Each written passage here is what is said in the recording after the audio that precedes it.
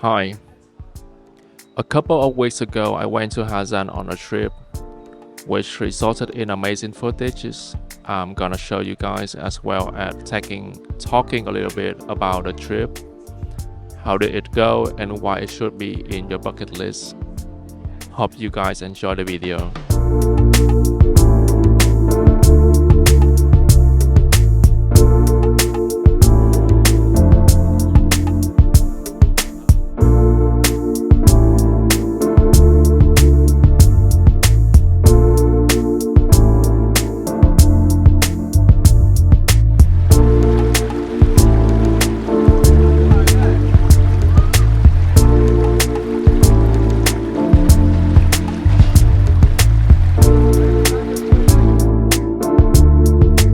First, I want to talk about the most boring and the most physically exhausting part about the trip was the transportation. Getting there was not as comfortable. First, we had to fly from Saigon to Hanoi, then taking a sleeper bus to Ha Giang downtown, and that was a total 5-hour trip. From then, we hopped on another shuttle bus to Dong Vang, which took another 5 hours. Although the distance was only 138 kilometers. Since the bus was going uphill, it takes us a lot longer to get to Dong Vang. Alternatively, you could pick a motorbike and ride from Hanoi or from Ha Giang downtown to Dong Vang. You can take that trip, but for me, I don't really think there would be any places interesting over the distance from Hanoi. The only worthwhile motorbike trip is the last 20 kilometers from Dong Vang to Mèo Vạc, which is the actual loop spanning from one hilltop to another. We rented a bike from the homestay to ride to Mèo Vạc, and that 20 kilometers road trip was one of the best feelings ever.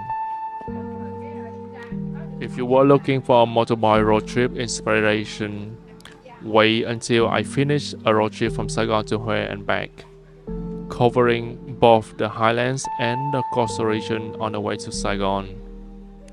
I plan to take that trip in January.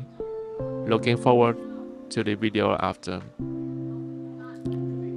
There isn't many things to do in Ha Giang, to be honest, aside from the loop and the mountainous scenery. But that is exactly what makes this location so special. You could take into your eyes nothing but spectacular mountains and beautiful sun. I collected exact locations that I went to on the website Trip Social on the app Placely on the iPhone, where I am a contributing writer. The link is in the description. Speaking of the sun and lighting, Ha Giang is the perfect place for photography and videography. I brought my Fujifilm XPRO2 camera and my Blackmagic Pocket OG for this video. The recipe that I used in the XPRO2 was Fujichrome Sensia 100, and the color it rendered out was sublime. I personally see that this Fujichrome Sensia recipe somehow resembles the classic negative film simulation, which is a pretty decent alternative without paying for a later Fujifilm camera model. All photos are straight out of the camera.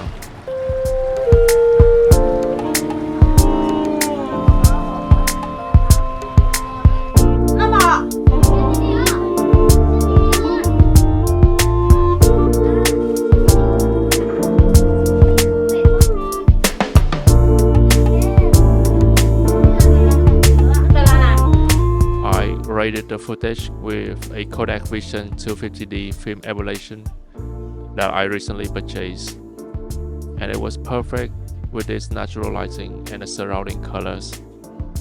I'm surprised with the result. The emulation captures the vibe of Ha Giang very well, and I barely need to think anything except for the exposure and the noise reduction.